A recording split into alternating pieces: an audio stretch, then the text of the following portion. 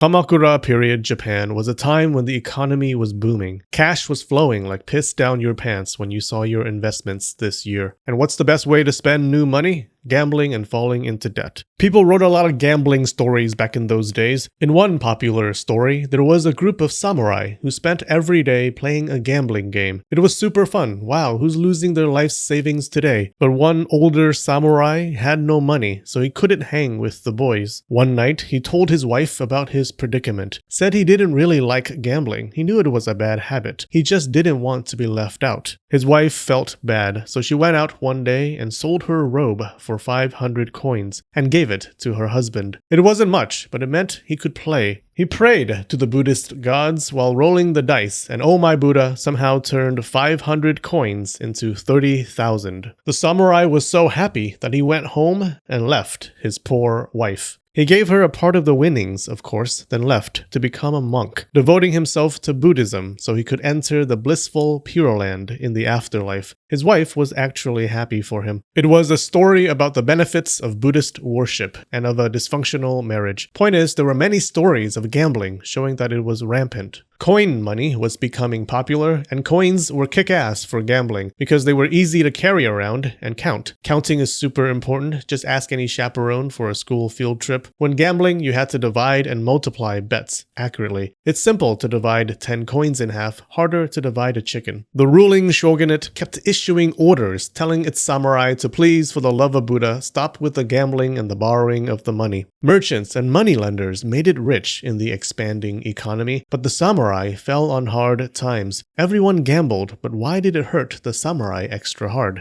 A samurai's income traditionally came from their lands. Villagers paid rent and taxes. That was how things worked for a long time. Money and goods flowed from the commoners to the elites, bottom to the top. A samurai's income was pretty much fixed. But as the economy grew and people started making mad money in marketplaces, samurai income fell behind that of merchants and moneylenders. The samurai were aching for money the way I ache for boba tea. Some needed cash to pay their lords, some needed gambling money, and some just wanted the latest BMW horse to keep up a certain lifestyle. Yes, money can't buy happiness, but they didn't want to buy happiness, they wanted to buy stuff. So, what happens when you don't have cash? Just follow the philosophy of the people I meet on Tinder. Use someone else's cash. Many samurai borrowed cash from moneylenders using their own lands and then lost their lands because they couldn't pay back the loans. There are old letters where samurai were desperately pushing their men to raise money so they wouldn't lose their properties. The shogunate leaders saw what was happening to its samurai and tried to stop it. Look at that. A government caring about its people probably exists, but did not exist here. The shogunate had a good system going. It gave lands to its samurai, and the samurai served the shogunate because they wanted land. A samurai's loyalty was as strong as his land holdings. No more lands, no more reason to serve. This could dick up the whole system. So, the shogunate leaders passed laws to try and fix the problem. They said you couldn't sell land that the shogunate gave you without approval. They said if a samurai of the shogunate paid back more than half his debt, his lands could not be taken. Instead, the loan would be adjusted to give him the opportunity to pay it back. Sometimes, instead of giving his land away, a samurai made the lender his deputy, which gave the lender some power and a cut of the income from the land. So the shogunate banned appointing moneylenders as deputies. The biggest hammer that the shogunate used to smash moneylenders was a 1297 law that said all the debts of its samurai would be forgiven, and they could even take back the lands they lost. The shogunate also refused to hear lawsuits from lenders. All of these laws were like your past boyfriends. They didn't work. The Big Hammer Law was a big disaster. People were confused about who it applied to. Only samurai who reported directly to the shogunate qualified, but there were samurai who didn't. Many of these samurai took advantage of the confusion to steal land back. Even though the shogunate said it wouldn't hear lawsuits from lenders, the lawsuits piled up from lenders who claimed the law did not apply to them. It was a tanuki ball slap to the face of the economy, and the economy stumbled because the lenders lost so much money. But even the samurai got hurt because lenders stopped lending to them. Too much risk. The law was such a disaster that the next year, the shogunate said, "Oops, our bad," and repealed it. These laws failed because the issue was deeper. Samurai relied on traditional income from their lands. That wasn't enough in a growing market economy. Lending houses grew into massive mammoths of money during this time, Godzillas of gold. People said they contained all the wealth in the world. This new economic engine choo-chooed its way through the medieval period. People who relied on the traditional income system fell behind as time went on, even the elites in the shogunate and the capital. You could no longer just count on the taxes and rents from the people working on your land. The ones who succeeded were people who adapted with the times. Elites got wiser and started tapping into the market, did things like taxing goods, charging fees for commercial guilds, and even getting into money lending themselves. The market couldn't be stopped. Marketplaces changed everything in Japan. Check out this video to learn how. We have some new patrons this week: Nick McCormick, Blaze Nadler, Jordan Banks, Sierra, Ellen, Angeline, Jiwan Liu, and River Clan. Alright, I love you and spread the knowledge.